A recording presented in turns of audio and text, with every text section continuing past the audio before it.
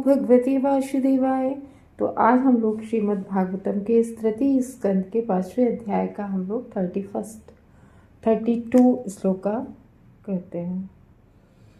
तो तामसो भूत सूक्ष्मार्धे यथाखम लिंगमात्मनः। तो इसका कल हम लोग सृष्टि के बारे में जान रहे थे ना, कि किस प्रकार से कौन चीज आती है, जैसे एक एक करके। तो अब आज के श्लोक में तमसो सूक्ष्म, मतलब जो आपको इसमें बता रहा है कि सूक्ष्म और स्थूल दोनों ही चीज भगवान की अध्यक्षता में आते हैं। सूक्ष्म चीजों की भी सृष्टि हो रही है, स्थूल चीजों की भी सृष्टि हो रही है। तो आकाश, अब यहाँ पर आगे का हम लोगों ने जाना था किस प्रकार से महत तत्व, यानी कि प्रधान से महत तत्व, महत तत्व से मिथ्या अहंकार, और फिर आगे कैसे इंद्रियां, मन, बुद्धि कैसे कैसे आते हैं हम लोग जान रहे थे। तो सबसे पहले इसमें क्या है, आकाश ध्वनि का परिणाम है। ठीक है, यानी कि जो इस श्लोक में है तामसो भूत सूक्ष्मादि, तामसो यानी कि तमोगुण से। जो क्या आता है तमोगुण से, क्योंकि हम लोगों ने जाना था इस प्रकृति के 3 गुण है, सतोगुण, रजोगुण, तमोगुण। तो और ये प्रधान साम्य अवस्था में प्रधान से ही रहते हैं।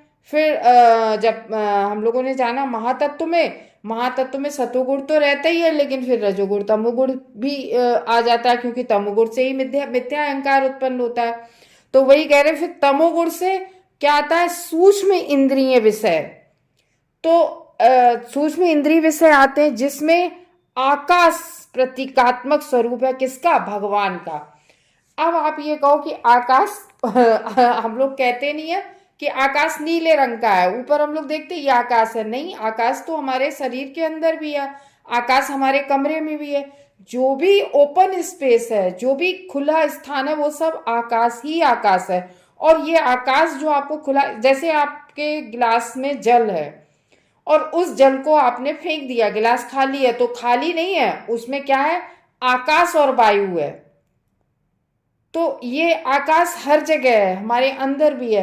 तो आकाश जो है वो क्या है, खम लिंगमात्मना, मतलब खम मीन्स आकाश, लिंगमात्मना, लिंगमात्मा यानी कि प्रतीक स्वरूप है, किसका, उस परमात्मा का प्रतीक स्वरूप है। हम लोग, कोई बात होती है, आपने देखा होगा प्लेयर होते हैं जो क्रिकेट में, तो उनका जो मतलब सिक्सर लग जाता है ना, तो वो ऐसे कई प्लेयर है, सिक्सर लग जाता है तो वो पहले आप आसमान की तरफ देखते हैं, तो वो गॉड को थैंक्स करते हैं। तो आकाश जो है वो प्रतीकात्मक है, भगवान का प्रतीकात्मक स्वरूप है। कैसे प्रतीकात्मक, और जो आकाश होता है वो आकाश सबसे पहले सृष्टि में शब्द आता है, ध्वनि। तो आकाश ध्वनि का परिणाम है, इस श्लोक में है आकाश ध्वनि का परिणाम है। यानी कि सबसे पहले प्रकृति में जब ये 5 महाभूत आते हैं, इनसे भी सृष्टि होती है, तो सबसे पहले ध्वनि आती है। फिर ध्वनि यानी कि शब्द, उससे आकाश आता है। फिर आकाश में स्पर्श आता है, स्पर्श से फिर वायु आती है, वायु से फिर अग्नि आती है, अग्नि से फिर जल आता है। ये सीक्वेंस है, शब्द, आकाश, स्पर्श, वायु, अग्नि, फिर जल। इन्हीं तत्वों से पूरा जगत बना है। देखो, बहुत फिलॉसफी है यहाँ पर, सिद्धांत है, थोड़ा सा जटिलता तो है समझने में, लेकिन सृष्टि के बारे में, इसलिए हमें समझना है कि भगवान की सृष्टि कैसे हुई है, जिस सृष्टि में हम रह रहे हैं। तो इन्हीं तत्वों से जगत बना है। ये जगत, ये क्या है, ये स्थूल है, जो हमारी मन, इंद्रिया, ये सब ये सूक्ष्म होता है, सूक्ष्म चीजें अलग होती, तो ये जो स्थूल है। तो भौतिक शब्द से हम लोग, जगत में भी भौतिक शब्द कितना मायने रखता है, भौतिक शब्द से ही हम जगत की सृष्टि हुई है। ये पूरा जगत भौतिक शब्द से ही प्रलय होती है, शब्द से ही सृष्टि होती है, शब्द की शुरुआत से ही सृष्टि होती है, शब्द से ही प्रलय हो जाती होती है। देखो, ये जगत पूरा शब्द से ही चलता है। जैसे शब्द कैसे, कि अगर कोई जैसी बात कर रहा है, हमारी बुद्धि, हमारा दिमाग उसी तरफ चलता है। जैसे कोई आध्यात्मिक बात कर रहा है, तो हम लोगों की बुद्धि उस आध्यात्म में, भगवान के उस तरफ जाती है। और जब कोई भौतिक जगत की बात करता है, जैसी ही बात करता है, तो वैसे ही दिमाग हमारा उधर की तरफ चलने लगता है। तो ये शब्द से ही पूरी जगत की सृष्टि हुई है। भौतिक शब्द से ही हमारे जीवन का विस्तार होता है। कैसे? जैसे किसी ने कहा, अरे हमने ये गाड़ी ले ली, हमने वो नया मकान फ्लैट ले लिया, हमने ये ले लिया, वो ले लिया। तो हमारे मन में भी क्या आता है? विस्तार की भावना आती है। शब्द से ही विस्तार होते हैं कि हम भी एक बहुत बड़ी गाड़ी ले, हम भी भौतिक प्रगति करें। तो जो भौतिक प्रगति होती है ये भी शब्दों के विस्तार से होती है, और हम भी अपने जीवन भी शब्द से ही विस्तार करते हैं कि हाँ, अब हम भी एक नया इस मकान में गुजर नहीं हो रही, ये छोटा है, हम भी एक बड़ा मकान। तो शब्दों का ही सब पूरा खेल है, पूरा जगत। तो लोगों की बात सुनकर हम अपना विस्तार करने लगते हैं। और अगर हम जब भागवत सुनते हैं, जितनी देर हम भागवत सुनते हैं, भागवत यानी कि भगवान से संबंधित शब्दों को सुनते हैं, अभी हम लोग भगवान के संबंधित शब्दों को सुन रहे हैं, तो हमारे सहज ही हमारे अंदर वैराग्य की भावना आ जाती है। जैसे जैसे हम भागवतम सुनते हैं तो कहते हैं, नहीं बस ठीक है, ये हमारे लिए तो ठीक है, इतना सफिशियंट है। तो ये भावना आती है जब हम भागवतम को जैसे जैसे सुनते चले जाते हैं। और भौतिक इच्छाओं, भौतिक बातों के बारे में सुनते हैं तो भौतिक इच्छाओं हमारी जो है अपने आप ही चार्ज होने लगती हैं कि ये और चाहिए, ये और चाहिए। तो और इसी से हम लोगों ने देखा है ना कि हम लोग हमारी जब इच्छाएं पूरी नहीं होती हैं, हम लोग टेंशन में रहते हैं, तो हमें आधियां व्याधियां लगती हैं। आधी व्याधि सब लोग नहीं कहते, आधी व्याधि। तो आदि जो होती है वो क्या होती है? मानसिक परेशानियां होती हैं। जैसे कहते हैं आदि व्याधि ने, कोई आदि व्याधि नहीं लगनी चाहिए शरीर में। तो आदि जो होता है वो मानसिक परेशानियां होती हैं, और व्याधियां जो होती हैं वो शारीरिक परेशानियां होती हैं। आपने देखा होगा बहुत सारे लोग जो आपके टच में होंगे, आप देखते होंगे, जो व्यक्ति बहुत प्रसन्न रहते हैं, कोई टेंशन नहीं करते हैं, उनमें ना मोस्टली देखा होगा उनमें कोई रोग नहीं होते हैं। हम लोग कभी भी कोई भी, जैसे हम लोग अपने शरीर के अंदर कोई भी चीज टेक इन करते हैं, कोई भी चीज क्रोध में खाते पीते हैं, तो 100% वो चीज जहर बन के जाती है हमारे शरीर में। तो ये क्या हुआ कि हमने खाया तो हमने बहुत पौष्टिक भोजन है, फिर ये जहर क्यों हो गया? क्रोध में खाया, तो क्रोध से क्या मतलब? उसमें खाना तो पौष्टिक था, क्रोध। तो ये सूक्ष्म विज्ञान है, ये सूक्ष्म है कि अगर हमने, हमारी मम्मी और दादियां लोग कहती हैं कि अच्छा कलेश करके खा रहे हो तो शरीर में नहीं लगेगा, तो ये सूक्ष्म विज्ञान है। ये इस तरीके से इसको बोलते हैं सूक्ष्म विज्ञान। तो इस तरीके से इस श्लोक में बता रहे हैं कि तमसो भूत सूक्ष्मादेरता यानी कि तामसिक अहंकार सूक्ष्म इंद्रिय विषय का कारण उत्पत्ति होती है। तामसिक अहंकार से जो हमारी सूक्ष्म इंद्रियां होती हैं, ये हमारी तामसिक अहंकार से इसकी उत्पत्ति होती है।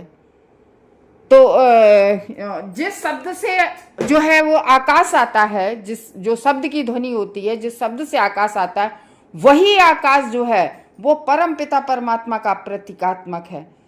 अब ये कैसे है? हम लोगों ने फर्स्ट कैंटो के 6 चैप्टर नारद मुनि के बारे में पढ़ा। अभी इस समय हम लोग क्लास में 7 चैप्टर पढ़ा, अभी हम लोग पढ़ के निकले हैं 6 चैप्टर को। तो उसमें नारद मुनि है। तो नारद मुनि जब 5 वर्ष के होते हैं तो उनकी माँ मर जाती है सर्पदंश से मर जाती है। तो वो इसको एक 5 साल का सोचो बालक, वो इसको अपनी अपॉर्चुनिटी बोलता है, मानता है कि ये हमारी माँ जो थी, माँ के लिए हम ही अकेले थे और हमें माँ के साथ ही रहना था। तो माँ खत्म हो गई तो वो उत्तर की तरफ अपने तपस्या के लिए चले गए और तपस्या करने लगे। जाके तपस्या करने लगे तो तपस्या करने पे भगवान ने थोड़ी सी एक झलक दर्शन की दी और स्वयं को गायब कर दिया। अब नारद जी बड़े परेशान, नहीं दिख रहे भगवान जी। तो ध्वनि, शब्द जो आकाश का प्रतीकात्मक, जिसको कहते हैं आकाश भगवान का प्रतीकात्मक रूप है, केवल ध्वनि आई, आवाज आई कि देखो इस जन्म में तो अब हम तुम्हें इसके बाद कभी देखने को नहीं मिलेंगे, लेकिन जब तुम्हारा अगला जन्म होगा तब तुम हमारे पार्षद के रूप में हमेशा मेरे साथ रहोगे, जब चाहोगे तब हमसे मिल पाओगे। लेकिन अगले जन्म में, इस जन्म में अभी तुम पूर्ण रूप से कलमश रहित नहीं हो। कहने का ये मतलब है भगवान उनके अंदर और उत्कंठा जागृत करने लगते।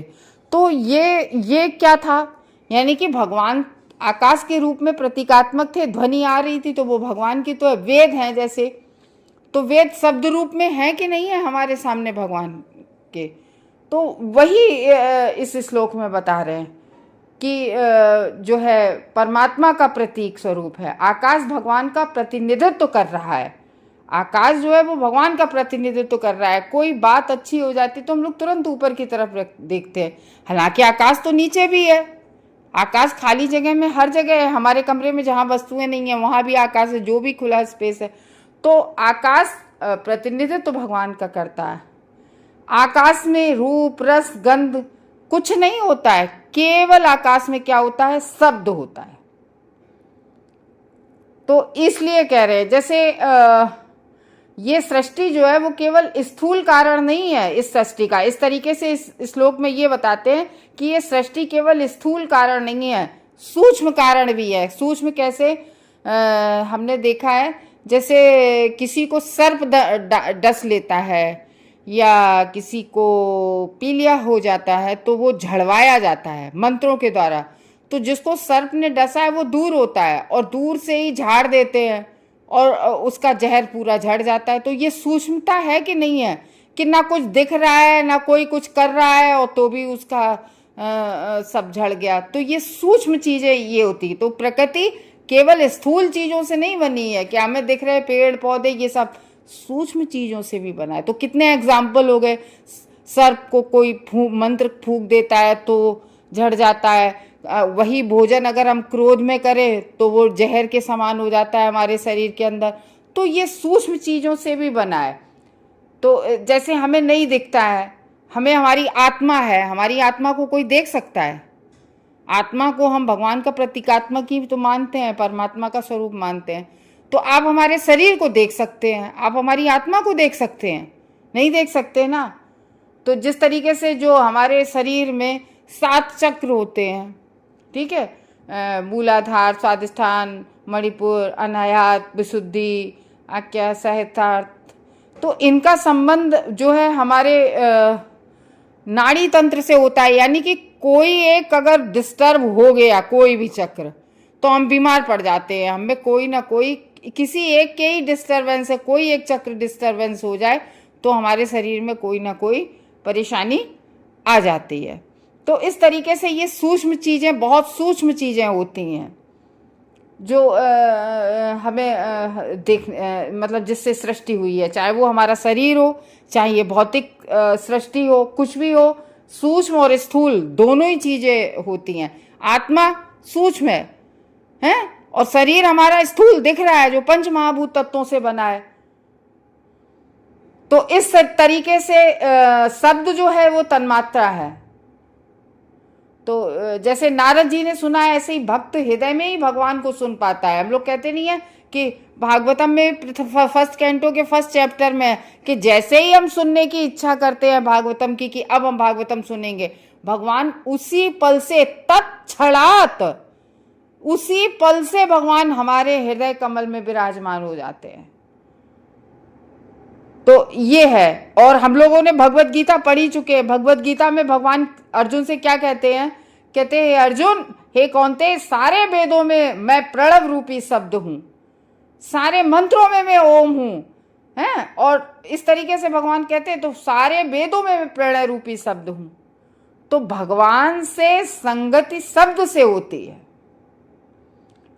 तो हम लोग जब भी कोई बात, हम लोग कहते नहीं है कि हमारे हृदय में आवाज आई थी ऐसी कि ये करो ये ना करो, कहते हैं ना। तो भगवान इस तरीके से भगवान का सीधा कनेक्शन जो है भागवत जब हम सुनते हैं तो भगवान हमारे हृदय कमल में भगवान के चरण कमल हमारे हृदय पे विराजमान हो जाते हैं। क्यों? ये सूक्ष्म कारण है ना, भगवान की ही अध्यक्षता में शब्द की उत्पत्ति हुई है। तो इस तरीके से हम लोगों ने जाना कि महातत्व से तामसिक अहंकार, तामसिक अहंकार से शब्द से जागता है, फिर उसकी सृष्टि होती है। शब्द को आत्मा कहा जा सकता है क्योंकि हमारी श्रुति कहती है। श्रुति एक इसमें है, तस्मादवा एवस्माद आत्मना आकाश संभूता। तो जैसे नारद जी को सुनाई पड़े थे तो शब्द जो है वो भगवान का इफेक्ट है। तो वैदिक स्थितियों में कहा गया है एतस्माद आत्मनः आकाशा संभूतः। आकाश परमात्मा की प्रतीकात्मक अभिव्यक्ति है। जो लोग रजोगुण तथा तमोगुण में अहंकारी हैं, देखो सबसे बढ़िया तो सतोगुण है, चलो ठीक है, कभी कभी हम लोग रजोगुण में जो मध्यम कैटेगरी के भक्त होते हैं वो भी कभी कभी रजोगुण में चले जाते हैं, लेकिन तमोगुण तो सबसे बेकार है। तो जो लोग रजो तथा तमोगुण में अहंकारी हैं वे भगवान की धारणा कभी, बहुत बढ़िया बात कही है, जो रजो तमो में होते हैं वो भगवान की धारणा कर ही नहीं सकते हैं। उनके लिए आकाश परमात्मा की प्रतीकात्मक अभिव्यक्ति है।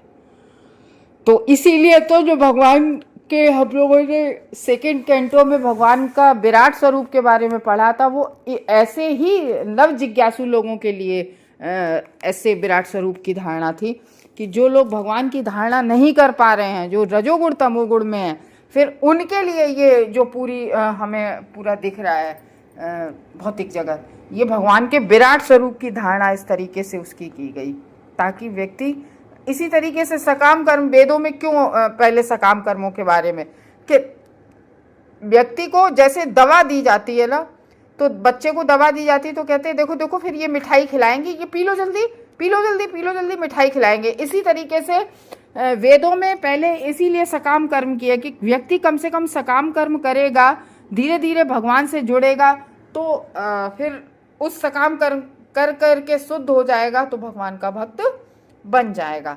तो इस तरीके से हमारे वेदों ने भी ये व्यवस्था की है। हरे कृष्णा।